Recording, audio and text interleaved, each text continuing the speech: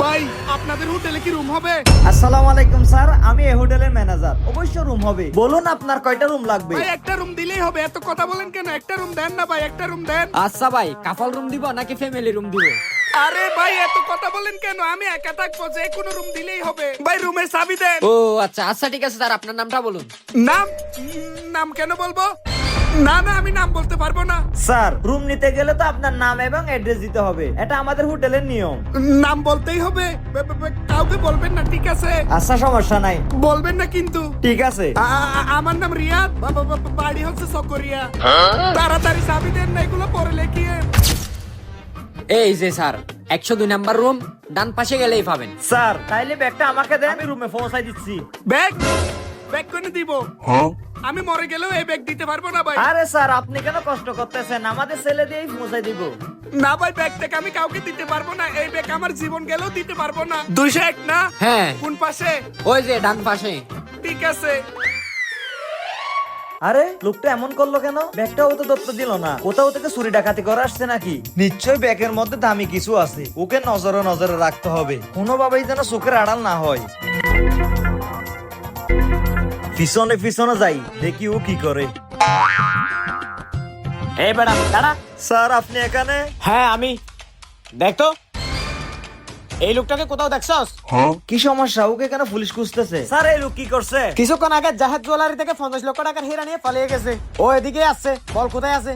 ও আচ্ছা, এই ব্যাপার। এই জন্য তো লোকটা শর্টকাট করতেছিল। এই ব্যাগের মধ্যে সব টাকা, এই জন্য তো ব্যাগটা ধরতে দিচ্ছে না। না না স্যার, আপনার মনে হয় কোথাও ভুল হচ্ছে। ওই লোকটা এদিকে আসে নাই। এদিকে যদি আসে অবশ্যই আমি আপনাকে ফোন দিব। ঠিক আছে, ওকে পাওয়া মাত্রই আমাকে ফোন দিবি। ঠিক আছে স্যার। এদিকে কোথাও গেছে কিনা খুঁজে দেখি। ও আচ্ছা, এই ব্যাপার। এই ব্যাগের মধ্যে 50 লাখ টাকার হীরা আছে। দাঁড়া, তোর একটা ব্যবস্থা করতেছি।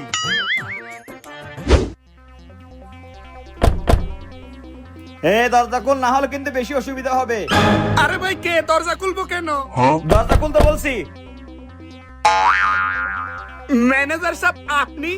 কি হয়েছে, কিছু বলবেন? কিছু বলবো? তুই কি মনে করছিস আমি কিছু জানি না? আমি কিন্তু সব জেনে গেছি। কি জেনে গেছেন আপনি? তুই জাহেদ জুয়েলারি থেকে 50 লাখ টাকার হীরা চুরি করে এখানে চলে আসছিস। ওই হীরাগুলো তোর এই ব্যাগের মধ্যে আছে। ভাই আপনি তো সব জেনে গেছেন ভাই। ভাই আপনি কাউকে বলিয়েন না ভাই, যদি পুলিশ জানে পুলিশ আমাকে ধরে নিয়ে যাবে ভাই। তোকে ধরতে পুলিশ আসছিল। আমি তোকে পুলিশের হাতেও দিব না, উল্টো ফালানোর সুযোগ করে দিব। বিনিময়ে এই হীরা আমাকে দিয়ে দে। ভাই এই হীরা আপনি নিয়ে নিবেন মানি? এই হীরা তো আমি অনেক কষ্ট করে চুরি করছি। আপনি যেহেতু সবকিছু জেনে গেছেন, তাহলে অর্ধেক অর্ধেক ভাগ করে নিবেন। না, আমার অর্ধেক লাগবে না, আমার পুরোটাই লাগবে। ভাই আমি জীবন বাজি রেখে ভাই টাকার জন্য চুরি করছি ভাই। এই হীরা বিক্রি করলে টাকা পাবো, তাই আপনি যদি পুরোটা নিয়ে নেন তাহলে আমি পুলিশকে বলে দিব, দুইজনকেই ধরে নিয়ে যাবে।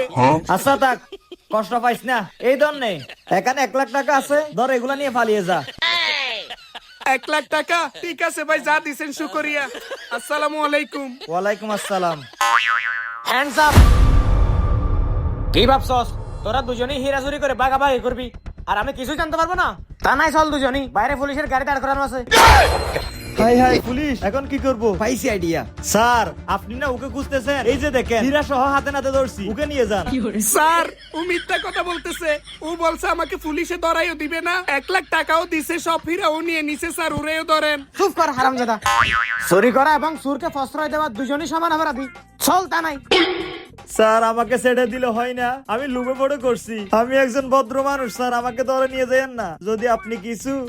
কি আমাকে ঘুষ দিতে চাস? তোর এত বড় সাহস? আরে স্যার, ঘুষ দিতে চাচ্ছে না তো।